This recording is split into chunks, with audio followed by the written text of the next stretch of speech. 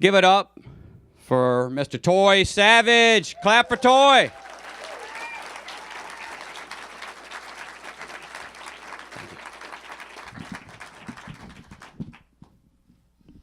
A couple of preliminaries. One, there are 2 or 3 similarities between mine and a couple of others, and I promise I'm not stealing from them, they stole from me.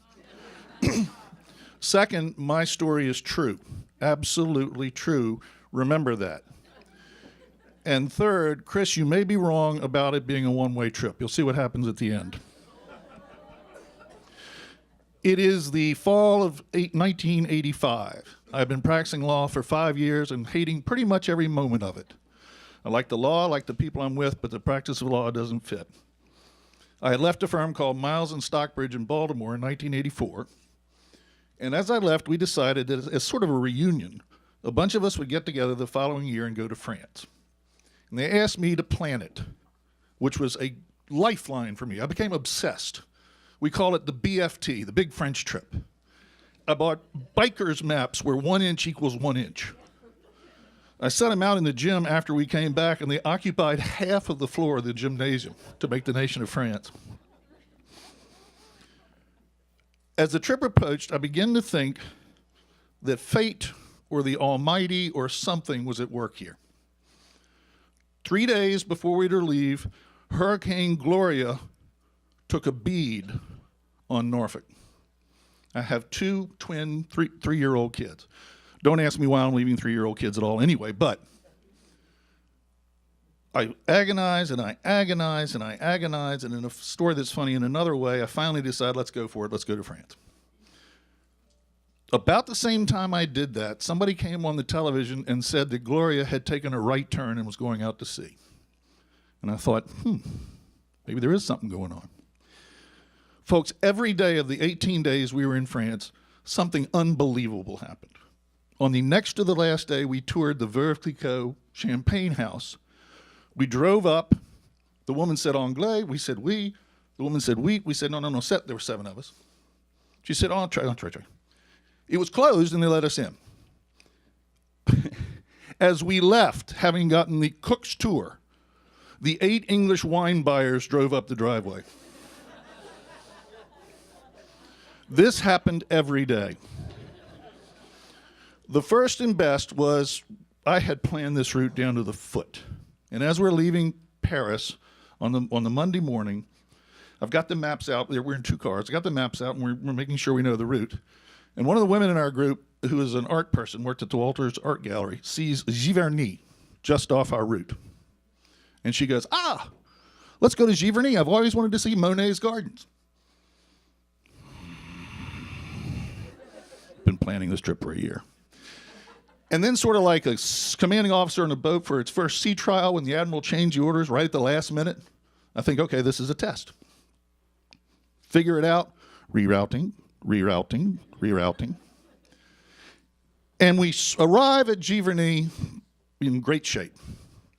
There is a chain across the parking lot, fermé lundi, closed Mondays. These are the dangers of improvisation. So we all stare at Rosemary and then decide, well, let's try to make the best out of a bad situation.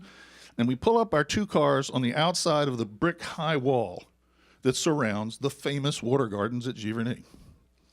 We kind of get up on the hood of the car so we can see over the wall. And there in the distance, about where the back of the room is the famous Japanese bridge over the water lilies. And on that bridge is a gentleman in a long gray smock coat with a big broad brim hat, palette, easel, canvas, painting the water lilies. My friend Mark Gately says, "It's Monet's ghost." Ha ha hee hee. A debate ensues as to whether or not we should disturb this fella, because maybe he can let us in. How cool would that be to be able to tour the gardens on our own and not have to pay for it? Wiser heads prevail, and so we ought to get out our, you remember, or you won't know what I'm talking about either. To travel with, you used to have these little brownie Instamatic cameras that had the film that looked like the top of an Ionian column. It was in a little plastic case, And it was cool to travel with because you didn't have any running. You didn't have to, you just put it in the camera, slap the back on, and take your pictures, which came out about that big. I took two. One of mine is obscured because a snail was crawling across the top of the wall. And I'd rested the little bitty camera on the wall, and the snail got in the way. And got back on the road, and the rest of the trip was incredible. We had arranged that sometime afterwards, we would have a reunion. Each person would be responsible for one of the dishes we had, and we'd compare all our pictures. So before dinner, we're putting out the pictures, and of course, everybody's got them in chronological order. So Monet is pretty early. And we put down in Paris, here's the Eiffel Tower, here's this. And as I lay down my one good picture, I say the truth. You know the weirdest thing I say? You can't see the guy in the picture. Silence. One by one, the other pictures come down on the table. He's not in any of them.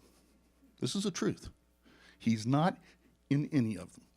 Now, it was a long way away. There's this huge willow tree that half obscures the bridge and all that sort of stuff. But I'm telling you, he's not in any of them. We saw Monet's ghost.